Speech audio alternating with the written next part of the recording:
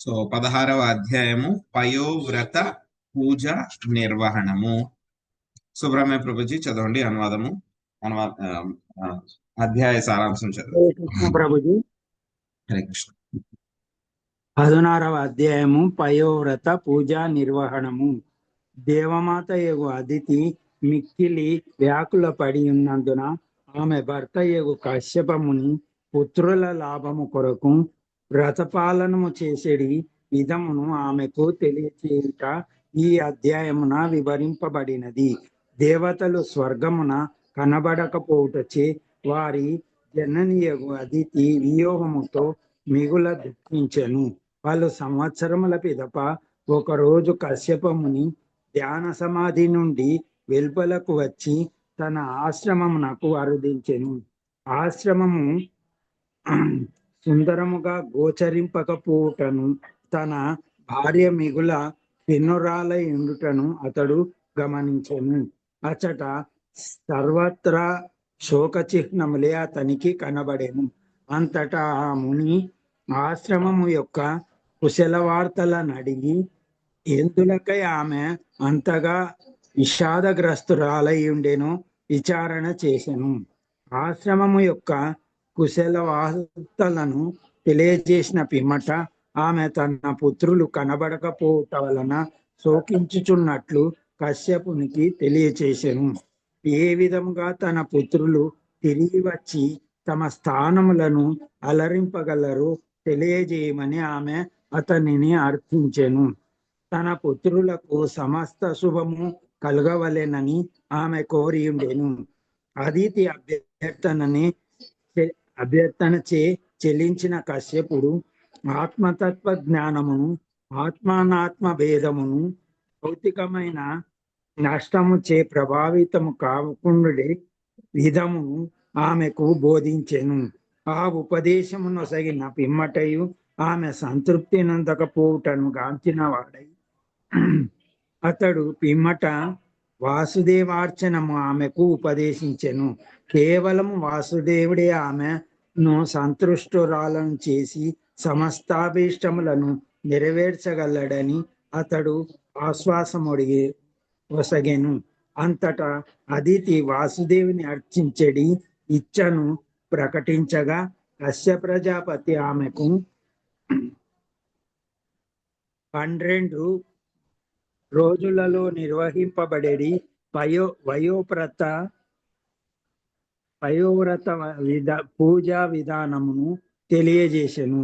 ఈ వ్రత విధానముచే శ్రీకృష్ణ భగవానుని ఏ విధంగా సంతృప్తి పరపవచ్చును బ్రహ్మదేవుడు కశ్యపమునికి బోధించగా అతడు ఆ వ్రతపాలనము చేయమని తన భార్యకు ఉపదేశించెను. హరే కృష్ణ ప్రభుజీ. శ్రీ సుఖం వాచ ఏవం పుత్రేషు నష్టేషు దేవమాతాదిస్తదా ఋతే త్రివిష్టపే దైత్యై పర్యతప్య ధనాధవ ఏకదా కశ్యపస్తస్య ఆశ్రమం భగవానగాత్ నిరుత్సవం నిరానందం సమాధేర్విరతశ్చిరాత్ సపత్నీం దీనవదనాం కృతాసనా పరిగ్రహః సభాజితో యథా న్యాయ నిదామః కురుద్వః. లక్ష్మీ శ్రీనివాసులు మాతాజీ 3 శ్లోకాలు అనువాదం చదవండి. హరే కృష్ణ ప్రభుజీ. దండవత్ ప్రణామాలు. సుఖదేవ గోస్వామి పలికెను. రాజా, అదితి సుతులకు దేవతలు ఆ విధముగా స్వర్గము నుండి అదృశ్యులైనంతటా దానవులు వారి స్థానములను ఆక్రమింపగా అదితి అనాథ వలె శోకింపసాగాను.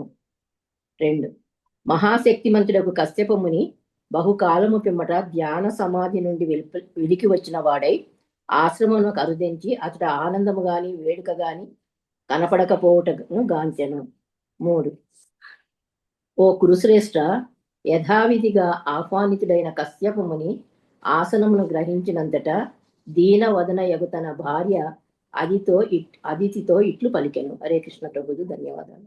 అప్యభద్రం న విప్రాణాం భద్రే లోకేధునా గతం న ధర్మస్య న లోకస్య మృత్యోశ్చందానువర్తినః అపి వా కుశలం కించిత్ గృహేషు గృహమేదిని ధర్మస్యార్థస్య కామస్య యత్ర యోగో హ్యయోగినాం. శాంత్ కుమారి మాతాజీ 4వ శ్లోకము అనువాదము భాష్యము, 5వ శ్లోకము అనువాదం చదవండి. చందన మాతాజీ 5వ శ్లోకము భాష్యం చదవండి. ఓ సౌములారా, ధర్ములకు బ్రాహ్మణులకు మృత్యువశలై ఉండేది జన సామాన్యములకు ఇప్పుడు ఎట్టి అమంగళము సంప్రాప్తించలేదు కదా. భాష్యం. భౌతిక లోక వాసులకు ఎల్లరకు, ముఖ్యముగా బ్రాహ్మణులకు విద్యుక్త ధర్మములు నిర్వహించబడినవి. వారికి గాక మృత్యుపురుషులైన ఉండేది జన సామాన్యమునకు కూడా ధర్మములు తెలుపబడినవి. ఎల్లరి శ్రేయస్సునకు ఉపదేశించబడిన ఆ ధర్మములు ఉల్లంఘించబడినవా అని కశ్యపుని తలపోసింది. తన గుణముగా అతడు 7 శ్లోకములలో తన విచారణను కొనసాగించాడు. ఇంతవరకండి ప్రభుజీ. తర్వాత శ్లోకం అనువాదం కూడా. సరే. ఓ గృహమేది, నీ గృహస్థాశ్రయమునందు ధర్మార్థ కామములకు సక్రమముగా పాటించినప్పుడు మనుజుని కర్మలు యోగి కర్మలతో సమానము. అట్టి ధర్మపాలన యందు ఎటువంటి భేదము కలగలేదు కదా.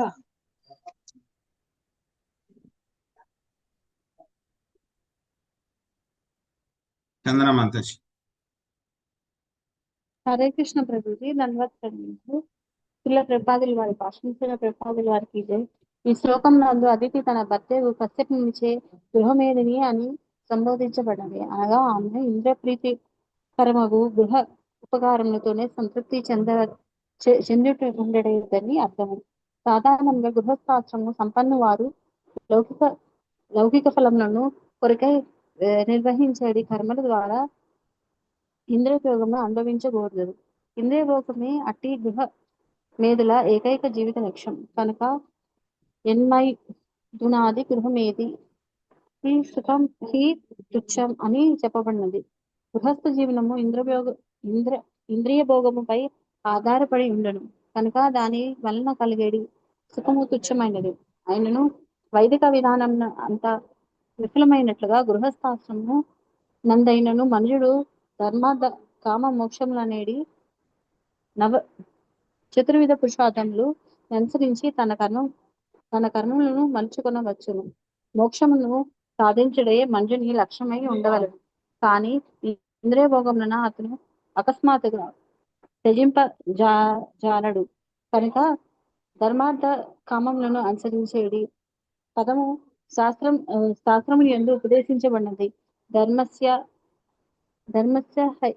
వర్గస్య నార్దో జయో సకల్పతే అని శ్రీమద్ భాగవతం 1.2.9 వివరించబడినట్లు ధర్మపాలనమును నిక్కముగా పరమ మోక్షమై ఉద్దేశించబడినది. దాని నిన్నను భౌతిక లాభం కొరకు నిర్వహించేవారు ధర్మము నందు ఇంద్రియ భోగం నందు ఇంద్రియ భోగం నందుకు మెరుగుపరచకు కొనేదే విధానం ఇది. గృహస్థులు ఎవడును భావించరాదు. గృహస్థాశ్రమం కూడా ఆధ్యాత్మిక అవగాహన యందు పురోగతి కొరకే ఉద్దేశింపబడినది. అట్టి అవగాహన ద్వారా మనుషుడు భవబంధ ముక్తుడగును. అనగా జీవిత పరమ లక్ష్యము తత్వ జిజ్ఞాస అవగాహన చేసుకున్నది లక్ష్యముతోనే అతడు గృహస్థాశ్రమ నిలవవలెను. అప్పుడు గృహస్థ జీవనము యోగ జీవనముతో సమానమగును. కనుకనే ధర్మార్థ కామములు శాస్త్రానుదేశానుసారం సక్రమంగా నిర్వహించబడుచున్నదా అని కశ్యపుముని తన భార్యను ప్రశ్నించును. మనుజుడు శాస్త్రానుదేశమును ఉల్లంఘించినంతనే గృహస్థ జీవన ప్రయోజనము అస్తవ్యస్తమగును. హరే కృష్ణ ప్రభుజీ. ఈ యొక్క అధ్యాయంలో మనం చూస్తాం యొక్క అదితి అదేవిధంగా కశ్యప వీళ్ళిద్దరి మధ్య సంభాషణ, అదేవిధంగా యొక్క పయోవ్రత వ్రతాన్ని ఏ విధంగా చేయాలి అని చెప్పేసి కశ్యప ముని తన భార్య అయినటువంటి అదితికి చెప్తారనమాట. సో ఆవిడ ఆ తర్వాత ఈ యొక్క పయోవ్రత వ్రతాన్ని ఆవిడ అనుసరిస్తుంది అనమాట. మొత్తం 12 రోజులు చేసేటువంటి వ్రతం అన్నమాట ఇది. సో ముందుగా ఏమవుతుంది చూసాం, మనం ఇంతకు ముందు అధ్యాయంలో మనం చూసాం, దేవతలందరూ కూడా వాళ్ళ యొక్క ఇళ్ళు, ఆస్తులు, సౌఖ్యాలు అన్ని కూడా పోగొట్టుకుని అక్కడక్కడ కూడా మారు వేషాల్లో వాళ్ళందరూ కూడా తిరుగుతూ ఉన్నారు. ఆ విధంగా ఇల్లు వదిలిపెట్టి కుమారులు కనపడకపోతే కనుక ఏ తల్లికైనా సరే ఆనందంగా ఉంటుందా? ఆనందంగా ఉండదు. సో అందుకే అదితి ఏం చేసింది, పాపం చాలా బాధగా ఉంది అనమాట. సో బాధగా ఉంది. ఆవిడ తన యొక్క ఆశ్రమంలో ఉంటూ ఉంటే కనుక ఈ యొక్క కశ్యప ముని కొన్ని రోజులు ధ్యాన సమాధిలో ఉన్న తర్వాత ఆయన ఇంటికి వచ్చారనమాట. వచ్చిన తర్వాత చూస్తారనమాట. చూస్తే కనుక ఇదివరకు ఆశ్రమం అంతా కూడా చాలా చక్కగా ఉండేది, చాలా ఆనందంగా ఉండేది, చాలా నీట్ అండ్ క్లీన్ గా ఉండేది, సంతోషంగా ఉండేది అనమాట. సో ఇప్పుడు విషాదంగా ఉంది కాబట్టి ఆశ్రమ వాతావరణాన్ని బట్టి ఆయన అంచనా వేయగలిగారు అనమాట, ఏదో తేడా జరిగింది అని చెప్పి ఆయన అంచనా వేయగలిగారు. సో ఆయన వచ్చారు. వచ్చిన తర్వాత ఆయన ఒక ఆసనంలో ఆయన కూర్చున్న తర్వాత అదితిని పిలిచి అదితి తోటి మాట్లాడడం మొదలు పెడుతున్నారు అనమాట. ఎందుకు నువ్వు ఇంతలాగా బాధగా ఉన్నావు, ఏమైంది, ఎందుకు కష్టం వచ్చింది అని చెప్పేసి ఆయన అడుగుతూ ఉన్నారనమాట. సో అందులో మనకి 4వ శ్లోకంలో ఎటువంటి అమంగళం ఏమీ జరగలేదు కదా, సో బ్రాహ్మణులకు గాని ధర్మానికి గాని ఏమన్నా తేడా జరిగిందా? ఇంకేం చెప్తున్నారు, ఓ గృహమేదిని, సో మొత్తం గృహస్థాశ్రమంలో కనుక ధర్మార్థ కామాలని చక్కగా చేయగలిగితే కనుక యోగి కర్మలతో చేసిన దానితో సమానం అవుతుంది అని చెప్పేసి చెప్తున్నారు. గృహస్థాశ్రమంలో ఏం చేస్తారు, మనకి ధర్మ, అర్థ, కామ ఈ 3 కూడా చేస్తారన్నమాట. ఇవి కనుక మనము సక్రమంగా గృహస్థాశ్రమంలో చేయగలిగితే కనుక యోగి చేసినటువంటి వాటితో సమానం అన్నమాట. సో కానీ ఏంటంటే కనుక భాగవతం మనకి ఏం చెప్తుంది, మనకి గృహస్థులందరికీ కూడా, గృహస్థులు అంటే కనుక వివాహం చేసుకున్నటువంటి వాళ్ళు, ఇంట్లో ఉన్నటువంటి వాళ్ళందరికీ కూడా ఏం చెప్తుంది భాగవతము, సో మీరు గృహమేధులు అవ్వవద్దు, మీరందరూ కూడా గృహస్థులు అవ్వండి. అంటే పెళ్లి చేసుకుని ఇంట్లో ఉన్న వాళ్ళందరూ కూడా గృహస్థులు కాదు. సో గృహం ఏది అని అంటే కనుక భగవంతుడికి ఏమాత్రము ప్రీత్యర్థము ఎటువంటి పనులు చేయకుండా ఉంటారో, కేవలము ఈ యొక్క సంసారాన్ని, భార్యని, పిల్లల్ని పోషించడం, ధనం సంపాదించడం, ఇంద్రియ భోగం అనుభవించడం మీదే ఆధారపడి ఉంటారో వాళ్ళందరినీ కూడా ఏమంటారు, గృహమేధులు అని అంటారు అన్నమాట. కానీ ధర్మస్య హి ఆపవర్గస్య నార్థాదయుపకల్పతే, కానీ ధర్మాన్ని నిర్వర్తించడం వలన ముఖ్య ఉద్దేశ్యం ఏమిటి, మనము మోక్షాన్ని సంపాదించడం. అది మనకి ధర్మాన్ని నిర్వర్తించడం యొక్క ముఖ్య ఉద్దేశం. అంతేగాని ధర్మాన్ని చేయడం మూలంగా మనకి ధనం వస్తుంది, ధనం వస్తే కనుక నేను ఇంద్రియ భోగం చేయొచ్చు అని కాదనమాట. సో కాబట్టి దానికోసమే గృహస్థాశ్రమంలో ఉన్నటువంటి వాళ్ళందరికీ కూడా ఆధ్యాత్మిక అవగాహన, అదేవిధంగా ఆధ్యాత్మికంగా ఎలాగ ముందుకు వెళ్ళాలి అని చెప్పి వాళ్ళందరికీ కూడా చెప్పబడింది అనమాట. ఇదివరకు వాళ్ళందరికీ కూడా అవన్నీ కూడా తెలుసు కాబట్టి వాళ్ళందరూ కూడా సరైన సమయంలో ఎప్పుడు ఏ విధంగా ఏ పనులు చేయాలో అవన్నీ కూడా కరెక్ట్ గా చేసేవారు వాళ్ళు. కానీ ఇప్పుడైతే గనక మనకంతా కూడా ఏమైపోయింది, అస్తవ్యస్తం అయిపోయింది అదంతా కూడా. సో కానీ ఏంటంటే కనుక మనం శ్రీమద్ భాగవతము శ్రవణం చేస్తూ ఉన్నాం కాబట్టి, శ్రీమద్ భాగవత అధ్యయనం చేస్తూ ఉన్నాం కాబట్టి మనం అటువంటి విషయాలన్నీ కూడా తెలుసుకుని మనము గృహమేధులు అవ్వకుండా గృహస్థుల కింద ఉండడానికి మనం ప్రయత్నించాలన్నమాట. సో ఆ తర్వాత మళ్ళీ 6-7 శ్లోకాల్లో సో బంధువులని ఏ విధంగా మనము సరైనటువంటి మర్యాదలు చేయాలి అనేటువంటి విషయం మనకి చెప్తున్నారు. అవేంటో చూద్దాం.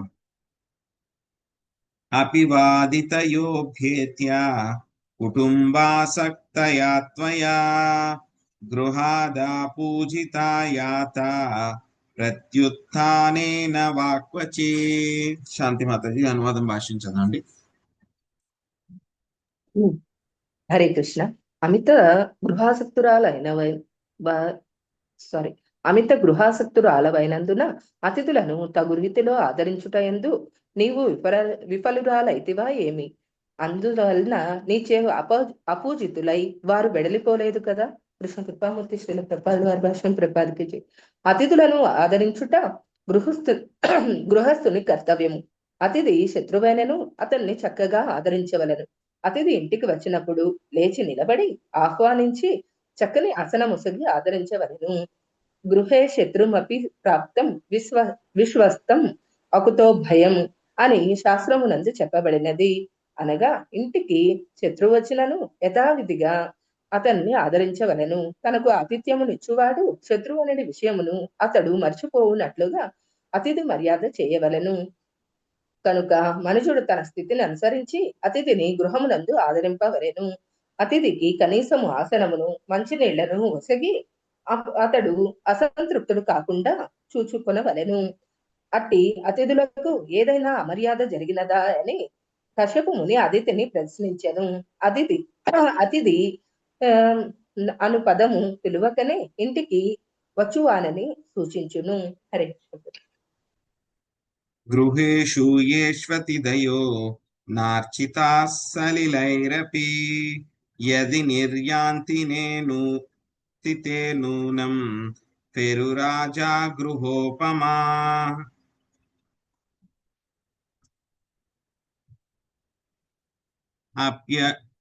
అప్యగ్నయస్తు వేలాయాం నహుతాః విశాసతి త్వయోద్విగ్నాధియా భద్రే ప్రోషితే మయి కర్హచిత్. లక్ష్మీనాగేశ్వరి మాతాజీ 7-8 శ్లోకాలు అనువాదం భాషించదండి. హరే కృష్ణ ప్రభుత్వం. ఏ గృహముల నుండి అతిథులు జలము చేతనైనను సత్కరింపబడక వెడలిపోవుదరో ఆ గృహములు నక్కలు వసించు బెలములు వంటివే అగును. భాష్యము. పొలములందు సర్పబెలములు ఎలుక కన్నములు గోచరించినను ఆ కన్నములు పెద్దవిగా ఉన్నప్పుడు నక్కలు వాటి యందు నివసించుట జరుగుచుండును. నిక్కముగా అట్టి కన్నములను ఏ జంతువు ఆశ్రయింపదు. అదే విధముగా అతిథులను ఆదరించిన గృహములు నక్కల బెల్వములే ఎగును. 8. సతీ కళ్యాణి, నేను దేశానంతరము వెడలినప్పుడు ఉద్విగ్న చితురాలవై నీవు అగ్నియందు ఘృతముతో హోమము చెయ్యలేదా? హరే కృష్ణ. సో ఇక 2 శ్లోకాల్లో అన్నమాట, 6వ శ్లోకం 7వ శ్లోకంలో అతిథులని మనము ఏ విధంగా సత్కరించాలి, వాళ్ళకి ఏ విధంగా స్వాగతం పలకాలి, ఏ విధంగా వాళ్ళని ఆదర మర్యాదలు చేయాలి అనేటువంటి విషయం మనకి చెప్తున్నారు అన్నమాట. కశ్యప ముని చెప్తున్నారు. ఏం చెప్తున్నారు? సో మనకి వేదిక్ ఎటిక్వేట్ ప్రకారం ఏమిటి అని అంటే కనుక, సో వేద మర్యాదల ప్రకారం, వేద పద్ధతి ప్రకారం అతిథి అంటే కనుక ఏమిటి? ఆ తిథి అంటే కనుక ఏమిటి? ఎవరైనా సరే ఏమీ చెప్పపెట్టకుండా సడన్ గా వచ్చేటువంటి వాళ్ళని అతిథి అని అంటారనమాట. సో అటువంటి వాళ్ళకి మనము ఖచ్చితంగా సాదర మర్యాదలు చేయాలన్నమాట. సో మామూలుగా ధనం అది ఉంటే కనుక వాళ్ళని ఇంట్లోకి ఆదరించి సరైన సత్కారాలు చేసి వాళ్ళు కూర్చోవడానికి సరైనటువంటి ఆసనం చూపించి ఆ తర్వాత వాళ్ళకి కనీసము మంచినీళ్ళైనా సరే ఇవ్వాలన్నమాట. సో ఒకవేళ కనుక మనకి మంచినీళ్ళు కూడా ఇవ్వడానికి కుదరదు అని అంటే కనుక కనీసం ఏం చేయాలి? మనము వాళ్ళకి ఒక చాప అయినా వేసి చాప మీద కూర్చోబెట్టాలి. వాళ్ళని కూర్చోబెట్టడానికి కనీసం చాప కూడా లేదు అని అంటే కనుక ఏం చేయాలి? మనం ఉన్నటువంటి ప్రదేశాన్ని శుభ్రంగా వెంటనే నీటితోటి తుడిచి వాళ్ళని అక్కడ కూర్చోబెట్టి, అయ్యో మేము చేయలేకపోతున్నాము, మాకు ఆ స్తోమత లేదు అని చెప్పి కనీసం కన్నీళ్ళైనా వదిలిపెట్టాలన్నమాట. సో అతిథి సత్కారాలు ఎలా ఉండాలి అని అంటే కనుక, వచ్చిన వాడు మనకి శత్రువే అయినా సరే మనము ఇంటికి వచ్చినప్పుడు వాడిని గౌరవంగానే చూడాలి. సో వాడు మర్చిపోవాలన్నమాట. సో అతిథి మన ఇంటికి వచ్చాడు అని అంటే కనుక వాడు నాకు శత్రువేనా, ఇంతలా చేస్తున్నాడా అని చెప్పేసి అనిపించాలన్నమాట. ఆ విధంగా అతిథి సత్కారాలు చేయాలి అని చెప్పేసి మనకి శాస్త్రం చెప్తూ ఉందన్నమాట. సో ఏ ఇంట్లో అయితే గనక అతిథిని కనీసం జలం చేతైనా సరే సత్కరించబడకపోతే గనక ఆ ఇంట్లో ఉన్నటువంటి వాళ్ళందరూ కూడా ఎవరు? నక్కలు అని చెప్పేసి చెప్తున్నారు అన్నమాట. సో ఆ తర్వాత మళ్ళీ యజ్ఞాలు అవన్నీ కూడా సరిగ్గా చేసావా లేదా అనేటువంటి విషయం 8-9 శ్లోకాల్లో అడుగుతారు అన్నమాట. యత్పూజయా కామదుగాన్యాతి లోకాన్ గృహాన్విత బ్రాహ్మణోగ్నిశ్చ వై విష్ణు సర్వదేవాత్మనోముఖం. రాధమ్మ మాతాజీ అనువాదం భాషించదండి. యజ్ఞాగ్ని బ్రాహ్మణులు సర్వదేవాత్ములకు విష్ణు భగవాన్ని ముఖముగా పరిగణింపబడినందున వారిని అత్యుజుడి ద్వారా గృహస్థుడు తన వాంఛిత లక్ష్యముకు ఉన్నత లోకవాసమును బడేయగలడు. భాష్యము. వైదిక పద్ధతిని అనుసరించి యజ్ఞమునందు ఘృతము, ధాన్యము, ఫల పుష్పాదులను హుతము చేయగా విష్ణు భగవానుడు వాటిని గ్రహించి సంతృప్తి చెందును. ఈ విషయమున శ్రీకృష్ణ భగవానుడు భగవద్గీత 9.26 యందు ఇట్లు పలికెను: పత్రం పుష్పం ఫలం తోయం యోమే భక్త్యా ప్రయచ్చతి తదహం భక్తి సహృతమచ్చామి ప్రయతాత్మనః. పత్రమునైనను పుష్పమునైనను ఫలమునైనను లేదా జలమునైనను ప్రేమతోనూ భక్తితోనూ ఎవరైనా అర్పించినచో నేను స్వీకరించును.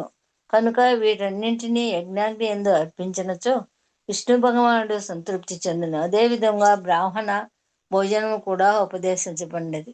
అనగా యజ్ఞ ప్రసాదమును బ్రాహ్మణులు కడుపు నిండుగా తిన్నప్పుడు అది స్వయముగా విష్ణువే భుజించినట్లగును.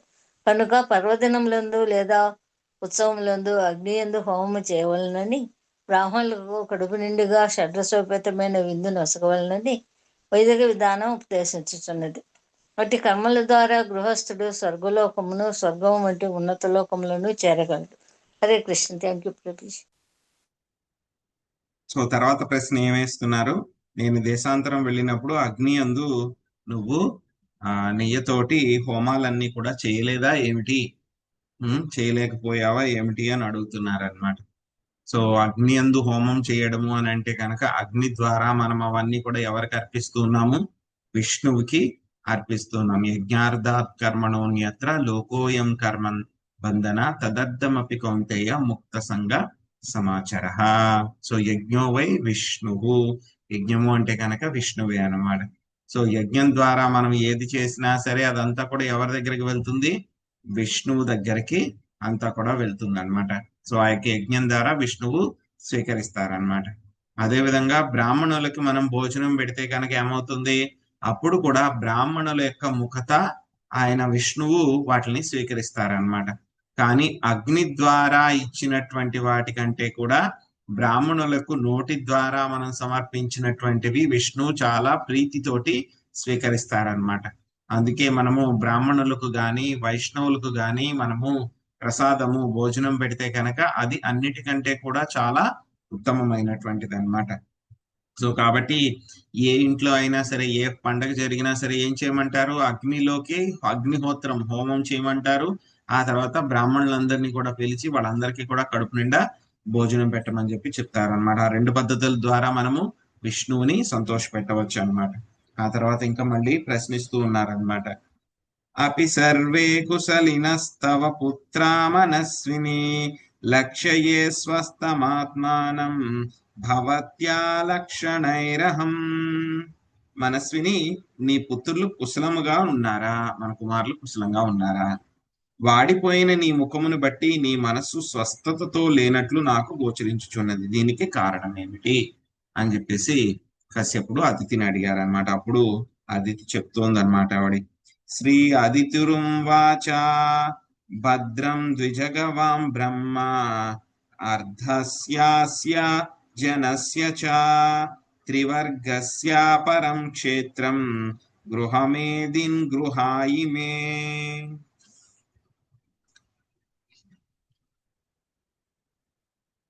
పుష్కల మాతాజీ చదవండి. అనువాదం భాష్యం 11వ శ్లోకం.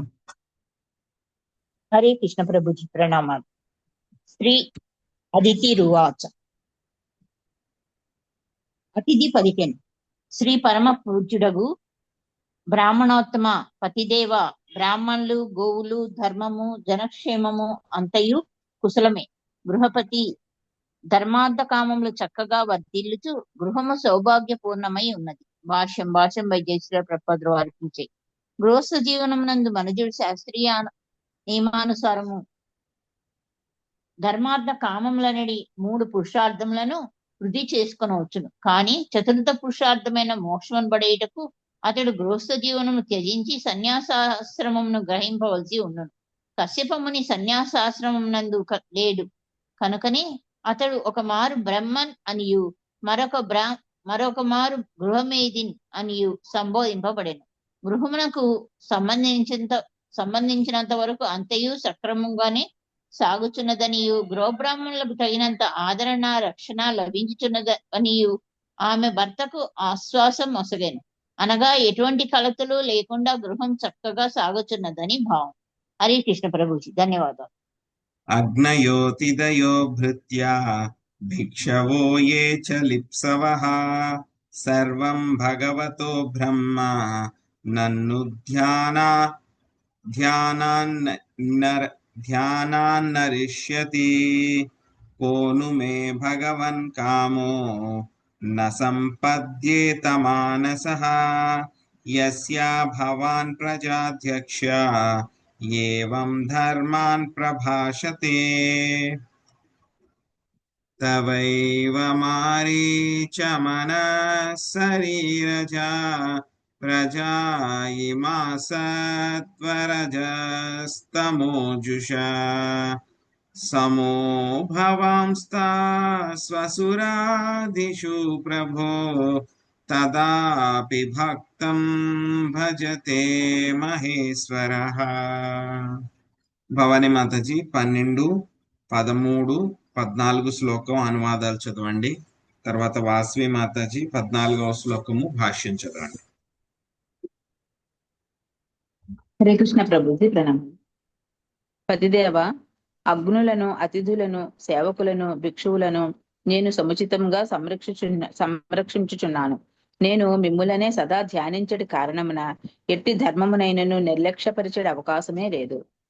ప్రభు, నీవు ప్రజాపతివి, స్వయంగా నాకు ధర్మ ప్రబోధకుడువు అయినందున నా కోరికలు తీరుటలో సందేహమేమున్నది. హరే తర్వాత శ్లోకం కూడా అనువాదం మాతాజీ. మరీచినందున మీ దేహము నుండియో మనస్సు నుండియో జన్మించిన వారిలో సత్వ రజస్తమోగుణములలో ఏదో ఒక గుణమును కలిగిండు వారులకు దేవదానముల ఎడ మహానుభావుడగు నీవు సమదర్శివై ఉన్నావు. కానీ పరమేశ్వరుడగు దేవదేవుడు సకల జీవుల ఎడ సమదర్శి అయినను భక్తుల పట్ల విశేషానుగ్రహం కలిగిండును. హరే కృష్ణ. హరే కృష్ణ ప్రభుజీ, భాష్యము శ్రీల ప్రభుపాదికి జై. భగవద్గీత 9.29 యందు శ్రీకృష్ణ భగవానుడు ఇట్లు పలికెను: సమోహం సర్వభూతేషు నా మే ద్వేష్యోస్తి నా ప్రియః ఏ భజంతి తుం మా భక్త్యా మయి తేషు చాప్యహం.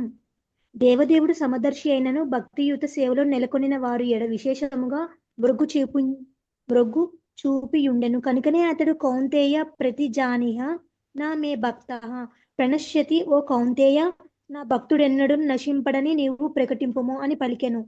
అన్యత్ర దేవదేవుడు ఇట్లు పలికియుండెను: ఏ యదా మాం ప్రపద్యంతే తాస్తదైవ భజామ్యహం మమ వర్తంతే మనుష్యాం పాద సర్వశః.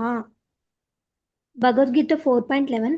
వాస్తవమునకు ప్రతి ఒక్కరు నానా విధములుగా భగవంతుని ప్రసన్నుని చేయుటకే యత్నించుచున్నారు. కాని వారి వారి పద్ధతులను అనుసరించి దేవదేవుడు వరముల నిచ్చుచుండెను.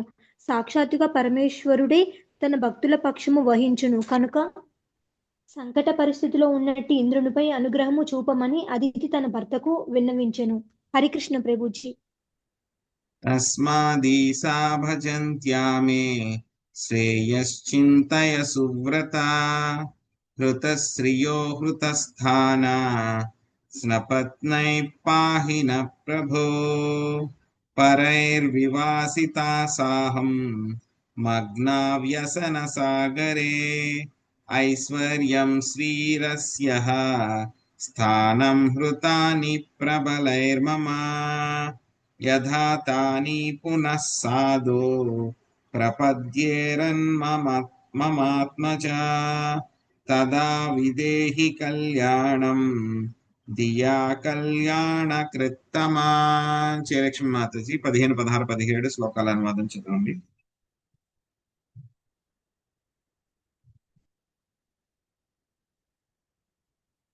మ్యూట్ లో ఉన్నారు మాతాజీ. హరే కృష్ణ ప్రభు. నాకా ప్రభు? జయలక్ష్మి మాతాజీ చదవండి. హరే కృష్ణ ప్రభు.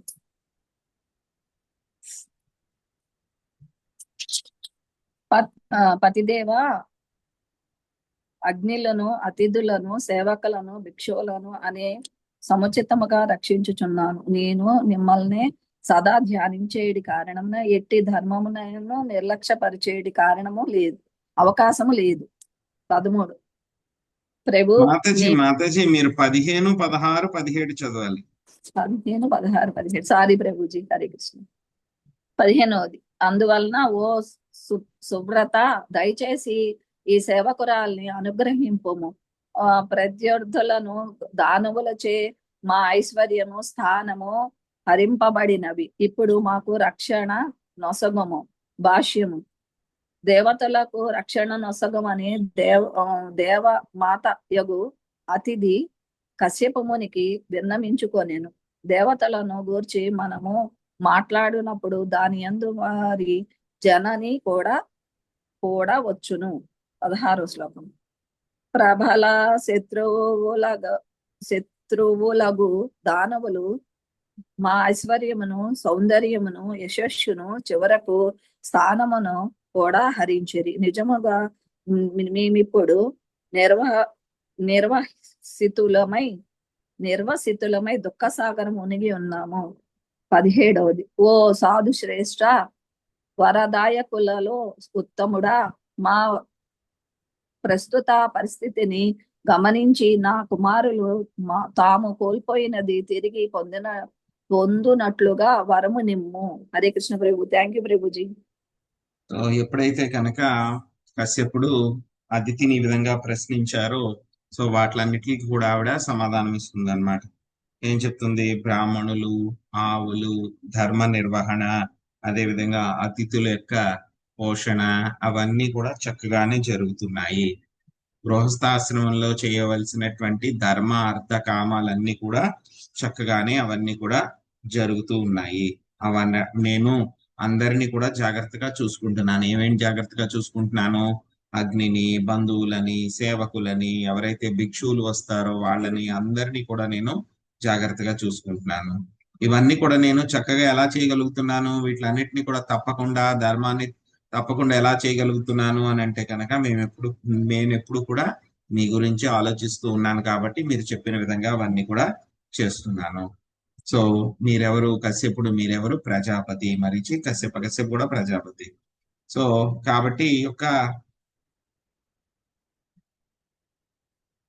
ప్రజాపతి కాబట్టి నా యొక్క కోరికలు తీర్చరు అనడంలో సందేహం ఏముంది? అంటే కనుక నా యొక్క కోరికల్ని తీర్చండి అని చెప్పి ఆవిడ అడుగుతుంది అన్నమాట. సో ఇంకేం చెప్తుంది? చాలా ఇంకా చూస్తాం మనం. ఈ యొక్క సృష్టి జరుగుతున్నప్పుడు, ప్రతి సృష్టి జరుగుతున్నప్పుడు కూడా చూసాం. సో చాలా సృష్టి అంతా కూడా కశ్యపుడి యొక్క భార్యల ద్వారానే చాలా ఎక్కువ సృష్టి జరిగింది. దేవతలు గాని, దానవులు గాని, రాక్షసులు గాని, అదే విధంగా జంతువులు గాని, పక్షులు గాని, పాములు గాని, అన్ని కూడా మొత్తం అందరూ కూడా కశ్యపుడి యొక్క భార్యల ద్వారా, కశ్యపుడి ద్వారానే వాళ్ళందరూ కూడా రావడం జరిగింది అన్నమాట. సో అందుకే ఆవిడ ఏం చెప్తుంది ఇక్కడ? మీ యొక్క దేహం నుండో మనస్సు నుండో జన్మించిన వాళ్ళందరూ కూడా ఎందులో ఉన్నారు? సత్వరజస్తమో గుణాల్లో అందరూ కూడా ఏదో ఒక గుణాన్ని కలిగి ఉన్నారు. అయినా సరే మీరు ఎలా ఉంటారు? ఎందుకంటే కనుక వాళ్ళందరూ కూడా ఆయన కశ్యపుడి యొక్క సంతానమే కదా. అందుకని చెప్పి అందరి పట్ల కూడా ఆయన సమదర్శి అయి ఉంటారు. సో కాబట్టి భగవంతుడైనటువంటి దేవదేవుడు అందరి జీవుల పట్ల కూడా అలాగే సమదర్శి అయి ఉంటాడు అని చెప్పి అడుగుతూ ఆవిడ 15వ శ్లోకంలో చెప్తుంది అనమాట. దయచేసి కృష్ణ ప్రభుజీ, ప్రజాపతి అంటే ఏంటండి? ప్రభు నీవు ప్రజాపతివి అంటున్నారు కదా, అతిథి మాత. ప్రజాపతి అంటే కనుక బ్రహ్మ అదే విధంగా బ్రహ్మగారి తర్వాత కొంతమందికి ఆ యొక్క పొజిషన్ ఇవ్వబడింది అనమాట. వాళ్ళకి ఇవ్వాల్సినటువంటి వాళ్ళు చేయాల్సినటువంటి పని ఏమిటి అని అంటే కనుక యొక్క భౌతిక ప్రపంచంలో సృష్టి జరిగినప్పుడు సంతానం జనాలు పూర్తిగా ఉండరు. సో ప్రపంచాన్ని అంతా కూడా తిరిగి సంతానం బాగా అంటే కనుక జీవులు శరీరాలు తీసుకుని మళ్ళీ వాళ్ళ కర్మలు చేయడం బాగా చేసేలాగా చేయడం అన్నమాట. సో దక్ష ప్రజాపతి, అదే విధంగా కశ్యపుడు ప్రజాపతి, మరీచి కూడా ప్రజాపతి, బ్రహ్మ కూడా ఒక రకంగా ప్రజాపతి. సో ఇలాగ వాళ్ళ యొక్క బాధ్యత ఏంటంటే కనుక మళ్ళీ ప్రజలని అంటే కనుక జీవులని ఉత్పత్తి చేయాలి, ప్రాజెనీ క్రియేట్ చేయాలి. సో మనం చూసాం కదా దక్షుడు ఎంత కష్టపడ్డాడు ఆయన మొత్తం జీవులు. దక్ష ప్రజాపతి తెలుసండి, ఇది తెలియదు. సో ఈయన కశ్యపుడు కూడా ప్రజాపతి అన్నారు. అదేంటి ప్రభు మరిచి నందన్ అంటే? మరిచి ఈయన ఈ కశ్యపుడు మరీచి యొక్క కుమారుడు. మరీచి బ్రహ్మదేవుడు యొక్క కుమారుడు. అదే అది అనుకున్నా, మళ్ళీ అది తప్పు ఏమోనని మిమ్మల్ని అడిగినండి ప్రభు.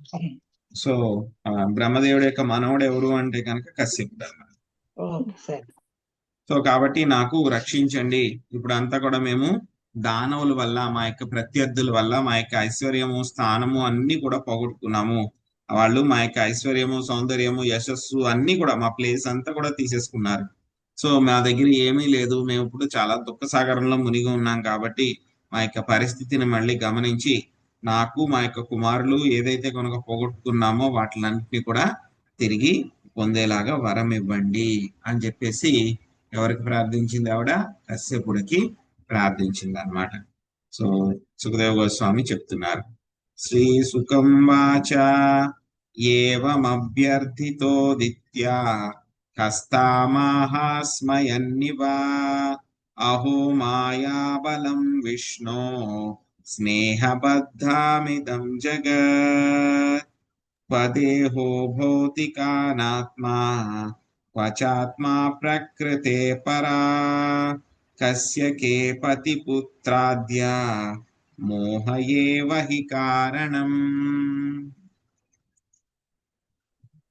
లక్ష్మీ శ్రీనివాసుల మాతాజీ, మీరు 18వ శ్లోకము అనువాదం భాష్యం చదవండి. శశికళ మాతాజీ, మీరు 19వ శ్లోకము అనువాదము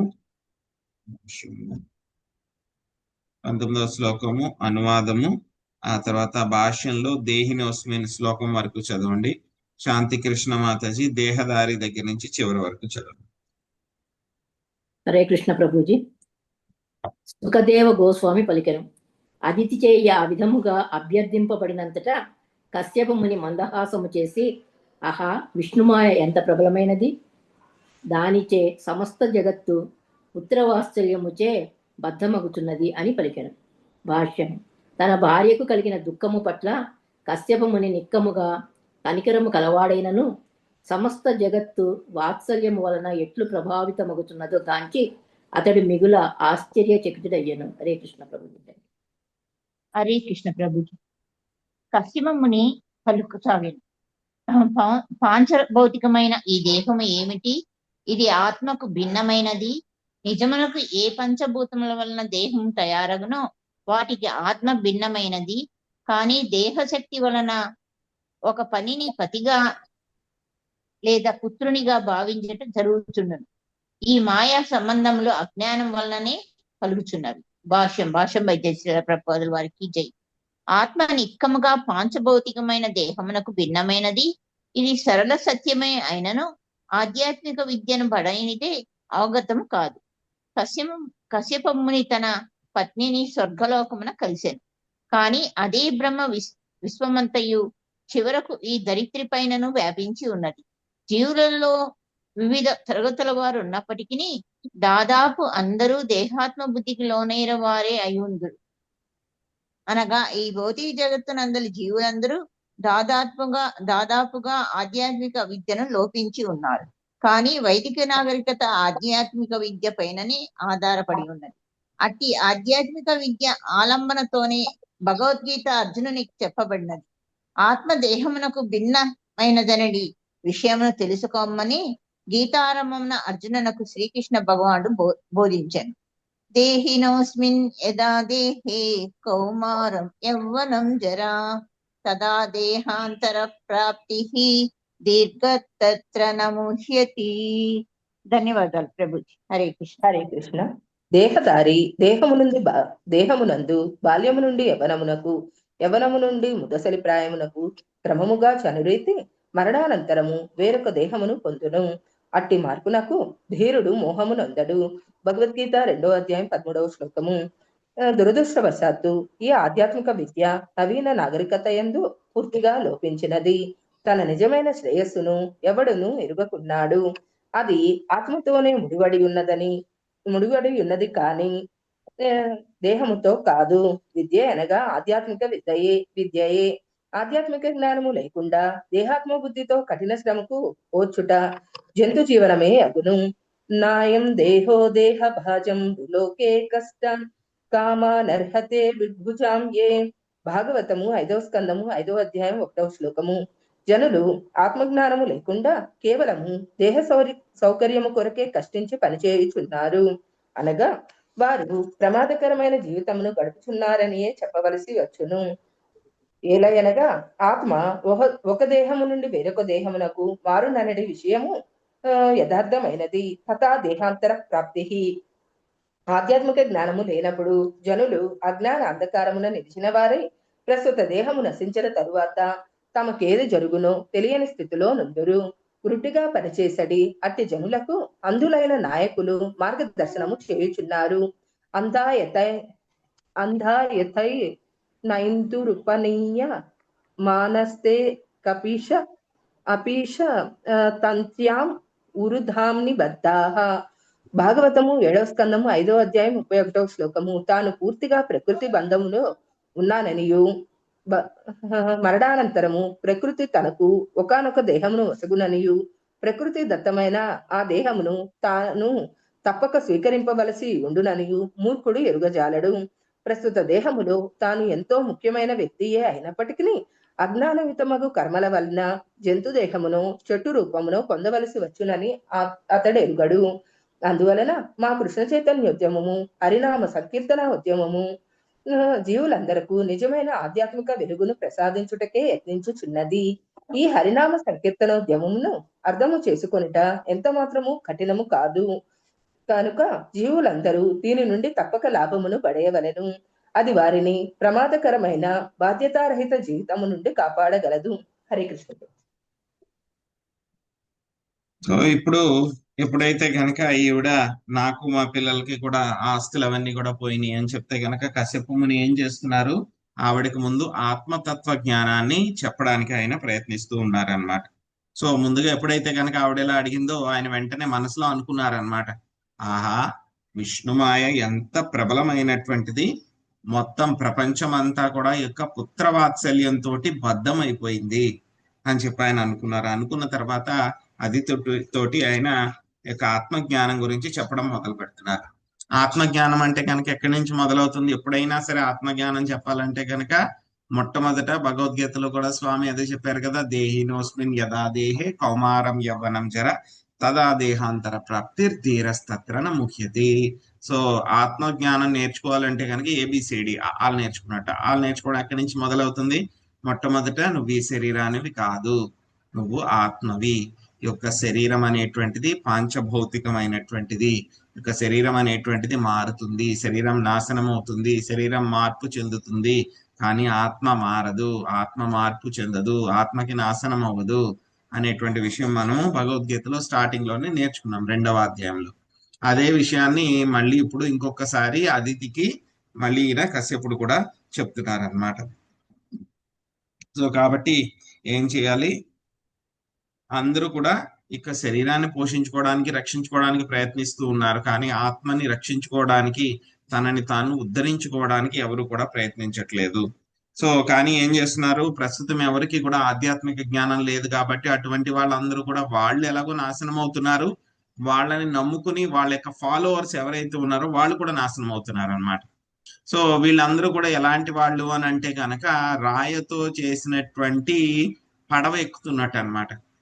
సో ఒక పడవ తయారు చేసాం అనుకోండి, ఒక ఓడ తయారు చేసాం, రాయితో తయారు చేస్తే కనుక ఏమవుతుంది, నీటిలో వదిలితే అది వెంటనే మునిగిపోతుంది, తేలదు కదా. అలాగే ఎవరైతే కనుక మీకు ఆత్మజ్ఞానం లేకుండా భగవంతుని వైపు వెళ్లకుండా మిగతా వాళ్ళందరినీ కూడా వాళ్ళు తప్పుదో పట్టిస్తూ ఉన్నారో వాళ్ళు ఎలాగో నరకానికి వెళ్తారు, వాళ్లే కాకుండా వాళ్ళతో పాటు ఉన్న వాళ్ళందరూ కూడా నరకానికి వెళ్ళేలాగా చేస్తూ ఉన్నారు. అటువంటి వాళ్ళందరినీ కూడా నమ్ముకుని ఎక్కితే కనుక ఎలాగా ఆ రాయితో చేసినటువంటి పడవ ఎక్కడం లాంటిది అన్నమాట. సో అదే విషయాన్ని ఇక్కడ చెప్తున్నారు. కాబట్టి ప్రతి ఒక్కళ్ళు కూడా తన ఇష్టం వచ్చినట్లు దేహాన్ని స్వీకరించడం కుదరదు. కర్మ ప్రకారం ప్రకృతి ఏదిస్తే కనుక వాళ్ళు వాటిని స్వీకరించాలి. కాబట్టి ఈ యొక్క శరీరం నుంచి బయటపడాలి, 24 లక్షణాలు ఉన్నటువంటి యొక్క శరీరం నుంచి బయటపడాలి అంటే కనుక ఏం చేయాలి, మనము యొక్క హరినామ సంకీర్తనం చేయాలి అని చెప్పి ప్రభుపాదుల వారు చెప్తూ ఉన్నారనమాట. సో తర్వాత ఇంకా ఏం చెప్తున్నారు అనేటువంటిది రేపు కంటిన్యూ చేద్దాము. హరే కృష్ణ. హరే కృష్ణ ప్రభుజీ. ఆ కాలంలోని ప్రజాపతులుగా ఉన్న వాళ్ళే పుత్రవాత్సల్యంతో ఆ విధంగా ఉన్నారంటే ఇంకా మన కలియుగంలో చెప్పాల్సిన అవసరం లేదేమో ప్రభుజీ. ఏం లేదు మాతాజీ, ఆ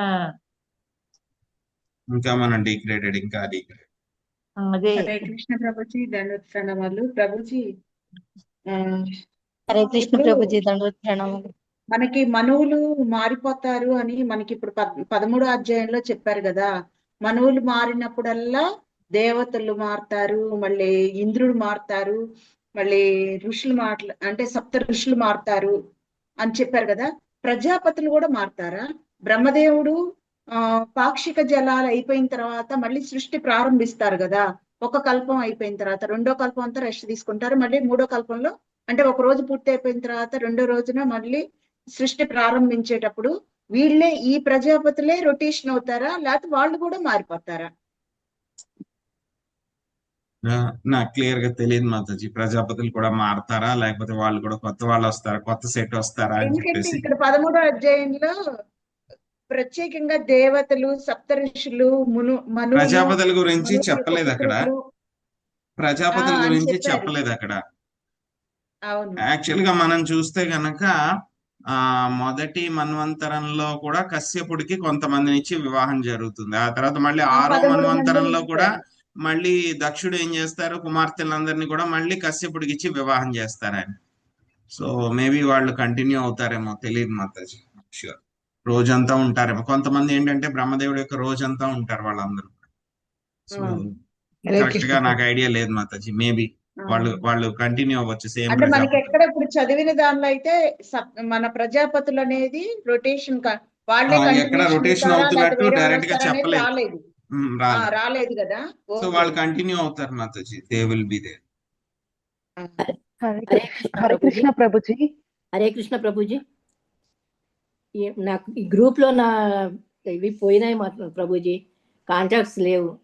బాగా భాగవత అమృతము, తర్వాత నిత్య శాస్త్రాధ్యయనము, తర్వాత మాతాజీ ఏవో డిలీట్ చేయబోయి మన గ్రూప్ మొత్తాన్ని డిలీట్ చేసేసారు. శ్రీమద్ భాగవతం గ్రూప్ లో మాతాజీ లేరంట.